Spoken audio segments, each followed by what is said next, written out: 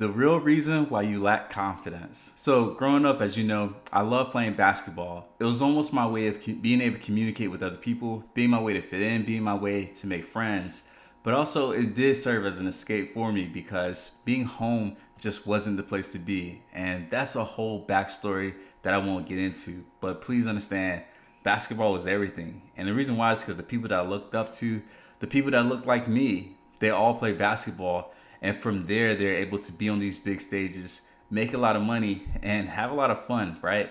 And who wouldn't want that as a 13, 14, 15-year old, right?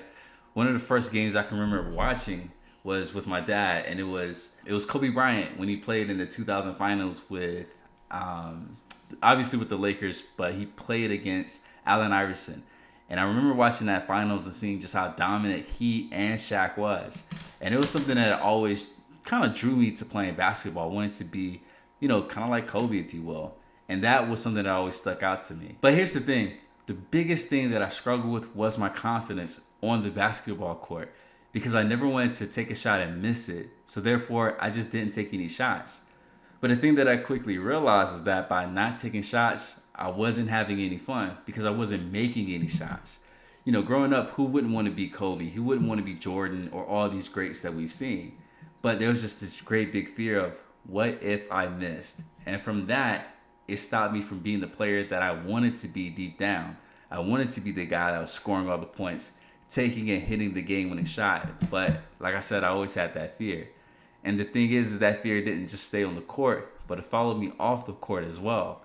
Off the court, I was afraid to talk to girls. I was afraid to make friends. I was afraid to take chances in my business. I was afraid to, quit my job. Like, it was so many things that I was afraid of doing because I didn't want to fail, right? And I knew what failure looked like before.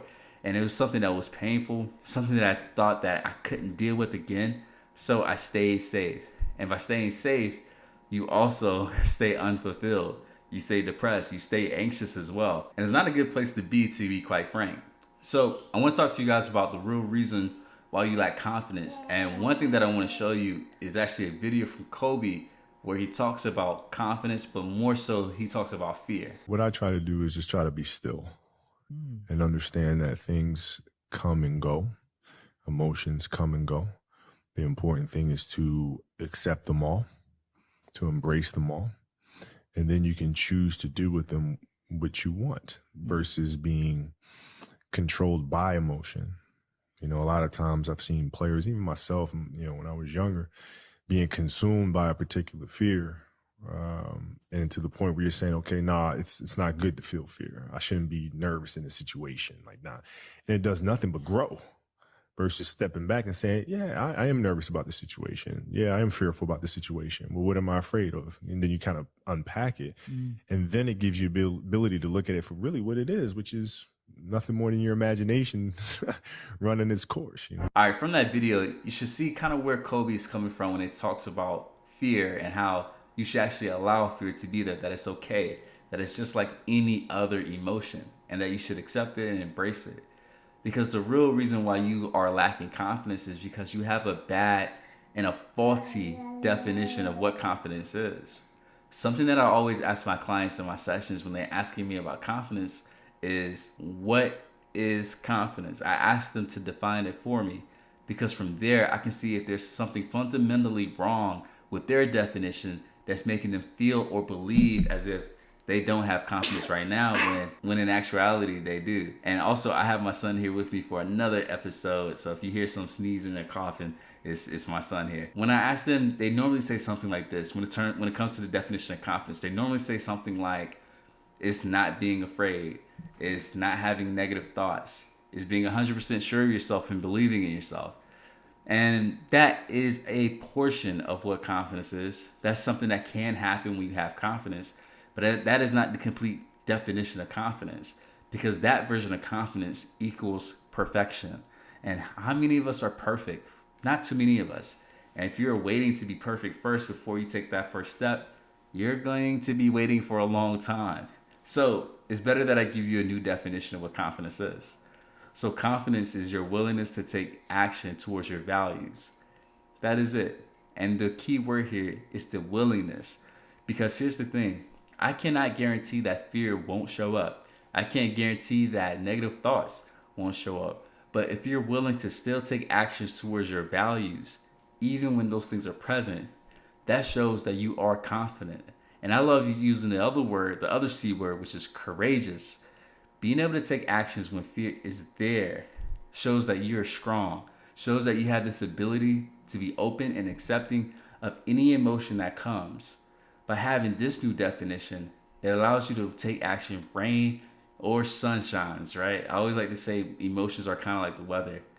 By having this definition, what I've realized in my life is that I don't have to be perfect outwardly, but internally as well, in order to take steps towards what it is that I care about. And the funny thing is as you take steps towards the things that you care about, you start to feel more confident. And that's the biggest thing that I can tell you. Confidence is not always going to be there at first. It is something that you have to build. But if you're willing to build it brick by brick, you will look up and you'll find that you have confidence in this one area that you previously didn't. But what's even beautiful about that is that if you don't have the feelings of confidence, you were still able to be successful in whatever it is that you did. So I'll give you an example. If you were to go into an interview and not feel confident, but yet still get a job, would you care if you were confident during the interview? You wouldn't. You'd be so excited that you got the job that you wouldn't even be thinking about how you were feeling during that time. And the beautiful thing about that is that actually happened to one of my clients. They actually told me that there's a job that they wanted to apply for and they wanted to get some practice. So what they did was they applied for a job that was beyond that job that they originally wanted. So in other words, they applied for 2 positions above where they were. And they went through the interview and they're actually shocked that they got hired for the job that they interviewed for.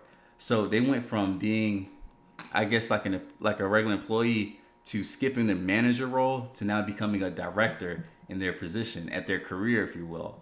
And that's something that they did while they were anxious. She came back to our session and told me, Coach, I was afraid. I was nervous. I was so nervous that the interviewer told me, hey, you don't need to be nervous. Just answer the questions. And that's really what you need to do. And this is where, and I'll actually do another podcast on this, but this is where mindfulness really comes in when it helps you to be confident. I have a course that I created where I talk about the 7 secrets of building ironclad confidence. And one of those secrets is being able to use your mindfulness to cut through any self-doubt that you may have. Because by being focused, it allows you to put all your energy, all your focus on the actual actions and not the things that your mind is saying. So this is why you're lacking confidence, is because you have a bad definition of what confidence is. Please believe me when I say you do not need to have no fear. You don't need to be free of negative thoughts. You don't need to have a perfect mind in order to be confident. Really, it's your willingness to follow your values no matter what shows up externally or internally as well. So with that being said, guys, take care, be safe, and definitely leave a comment below so I can get to know you guys a little bit more during these podcasts. All right, later, guys.